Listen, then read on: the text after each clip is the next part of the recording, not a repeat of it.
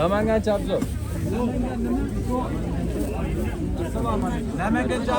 Namangancha Abzor. Namangancha Abzor. Yangi YouTube kanal boshlandi. Xudo xohlasa maqsadimiz Namanganni yoritib berish. Bunda gap yo'q. Saxiy insonlarni hamma borqimlarda. Bag'rikenglik hammasi bizda. Xuddi shunaqa. Kimchigalar to'yincha chaqish bekorlarni aytib qo'ygandik. Bexazir. To'yincha chaqish bekor. Oldin lekin rozi bo'ling. Men bekor ketma. Siz ko'rib turgan ushbu manzil Namanganning Yashil nomli dehqon bozori va xalq tili bilan aytganda eski bozor deb nomlanadi. 25 mingdan kilo. 25 ming. Mesni ya bu yo kelganmi? Faqat Xitoydan keladi. Xitoyka bu. Salomat bo'ling.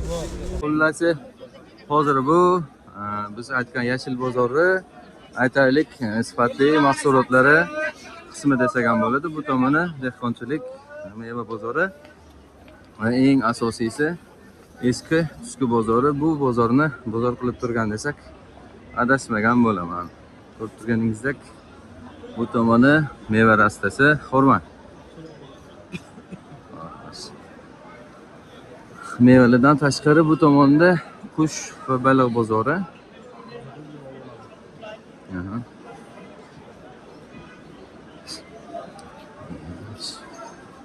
Buni ham ko'rsatamiz birin-ketin. Bu tomonda kiyim-kechak. Shu bir marta bo'lsa ham kiyilgan, yo bo'lmasam kiyilmagan eski kiyimlarni sotuv ham yo'lga qo'yilgan. Bu bozorda eng asosini tashkil qiladi desak ham bo'ladi. Mana bargasidan ekanmi? Ega chiqar. Qo'l bering shunda.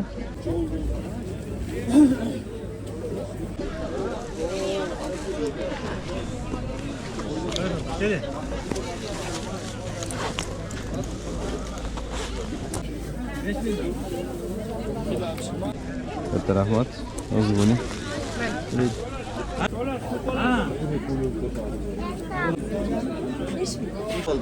Qancha bu? Ko'rmaysiz.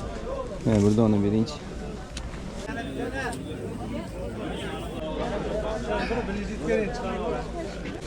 Endi tushunib oldim men.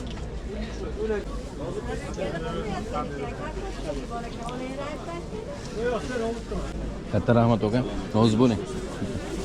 Mana ko'rib turganingizdek, qadrli kuzatuvchilar deb boshladim. Sababi obunachilarim attiga 7 kishini tashkil qiladi. Xudo xohlasa, bundan-da ko'proq bo'lib, meni kuzatib, qo'llab-quvvatlab turasiz degan umiddaman. Avvalgi ishlarim Instagram platformasi orqali 1 minutdan oshiq bo'lmagan, ya'ni 1 daqiqadan oshiq bo'lmagan qisqa reelslardan to'plangan videolar bo'lsa, hozir 2026 yangi yilga maqsadlarim juda ham katta.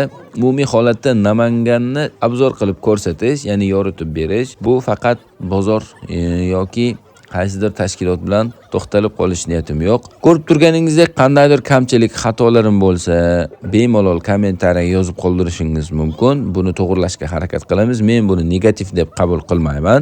Negativ bo'lsa ham men roziman, chunki siz ko'rib tashqaridan aytgan kamchiligingizni men o'zim ko'rmasligim mumkin. Bozorga keladigan bo'lsak, xuddi o'sha eski bozor nomi Yashil dehqon bozori bo'lgani bilan xalq tilida hammani og'zida eski bozor yoki shanba bozori deb ataladi. Hozirgi kunda bu bozorni 3 ga bo'lingan deb bemalol ayta olamiz. Shanba bozori, ya'ni Chizikovda eski bozor. Eski bozorda Trejondan boshqa hamma narsani topsa bo'ladi. Aha. Kanalingiz bormi YouTube kanali? Namangancha Abzor. YouTube kanal.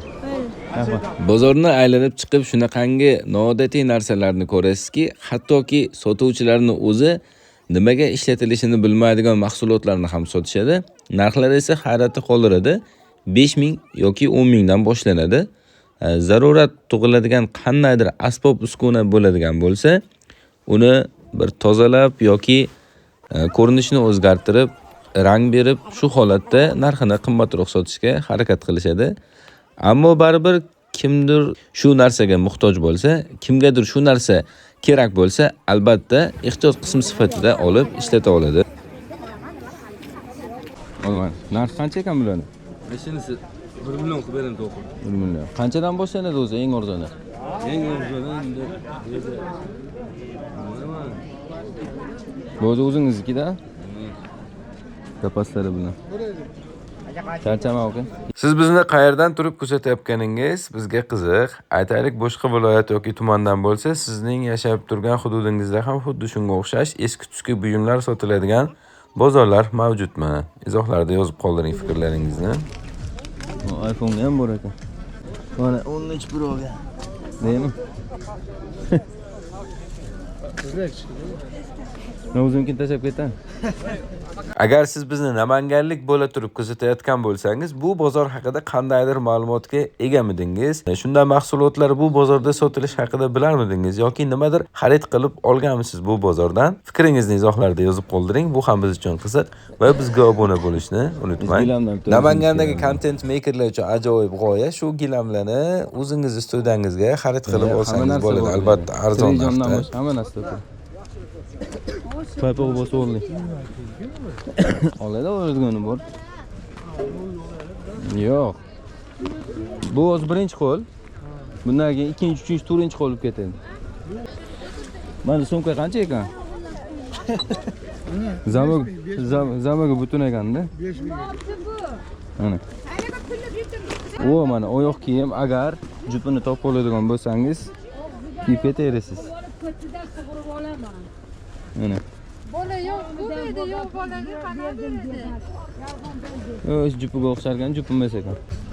Oyoq kiyim. 5000 so'm. Ikkinchi jupini topsangiz bonus.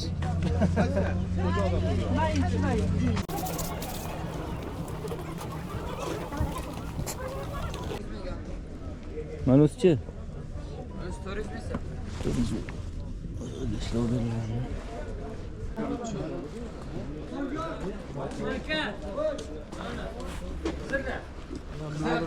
Ha, bozorda narxlar bilan chiqadiganlar bor-da.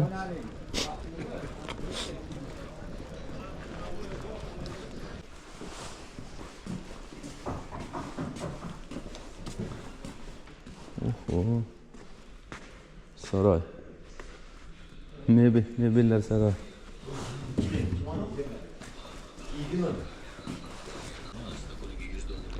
Ugaloglar qanchadan bo'lsa, aka narxi? 1.600.000. Aha. Rahmat aka. Nima ekan endi? Bu ham teshik ekan.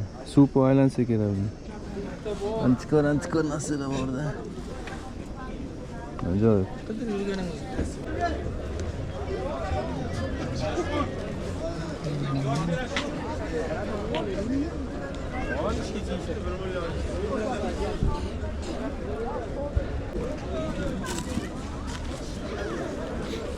Qancha ekan loka? 30.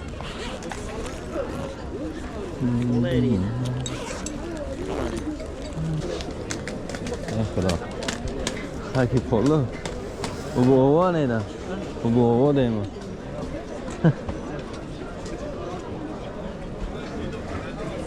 Ma o'zim. Çünkü anaku nima deydi? Osonmas.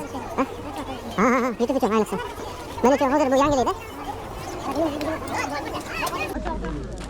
Haqiqiy gilam bozori.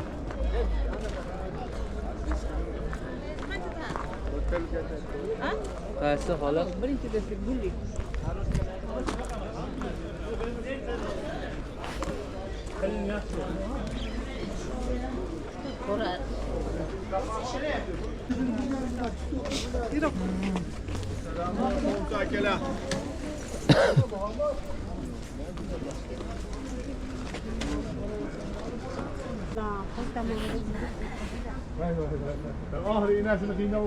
Tevitrovka bilan shimoganmi?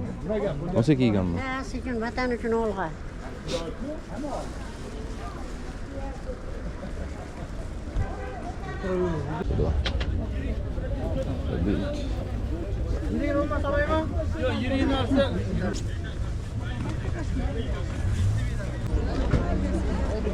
Olma aka.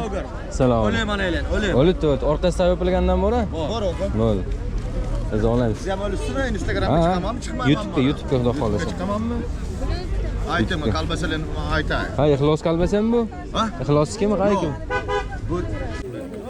Bu orqasidan yopilgan ona. Orqasidan yopilgan o. Buni o'zim ham rosa yaxshi ko'raman. rahbarli o'qituvchilar bilan ham aynan shu bozorga shu nonni olish uchun kelardi. Hozir bundan ham o'zimizga 2 dona bo'lsa ham xarid qilib olamiz. Ta'mi o'sa mazali bo'ladi. Ikkita berasiz shundan.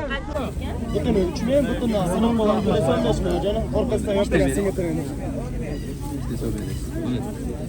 To'g'ri.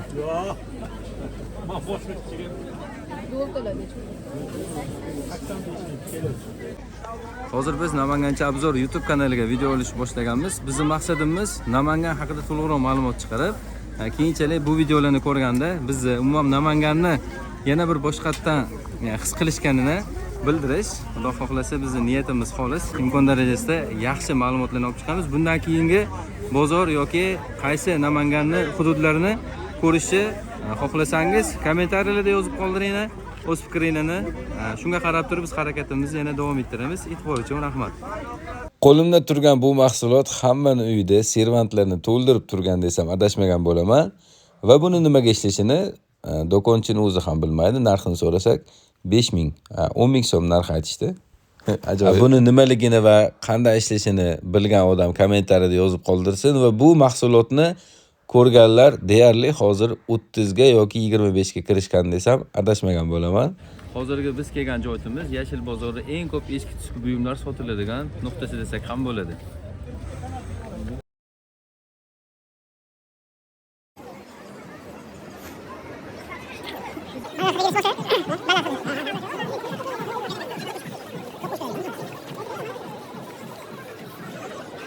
Bozordagi yana ajoyib holat, ya'ni numizmatiklar, tanga bilan shug'ullanuvchilarni ko'rib qoldim. Qanaqa tanga bo'lsa ham olib qolaverasizlarmi?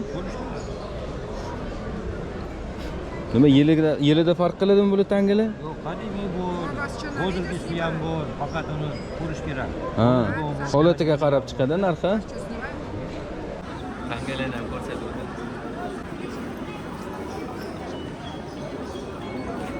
Qan tomon bo'lsa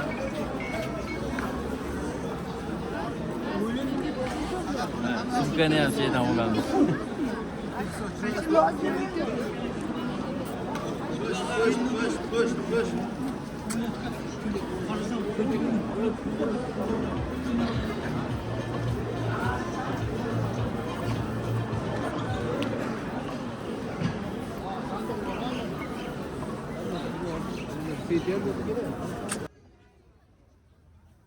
Mana hurmatli kuzatuvchilar va obunachilar, bozorni qo'ldan kelgancha ko'rsatishga harakat qildim. Kamchiliklar uchun albatta uzr so'raymiz va bizga obuna bo'lib, qo'llab-quvvatlab, like bosishni unutmasligingizni ham eslatib o'taman. Bu bizning kanalimiz rivojiga o'zingizni qo'shgan hissangiz bo'ladi. E'tiboringiz uchun kattakon rahmat.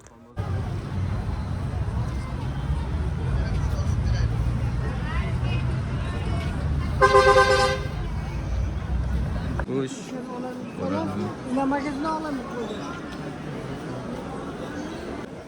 Eski tarafta oturdu.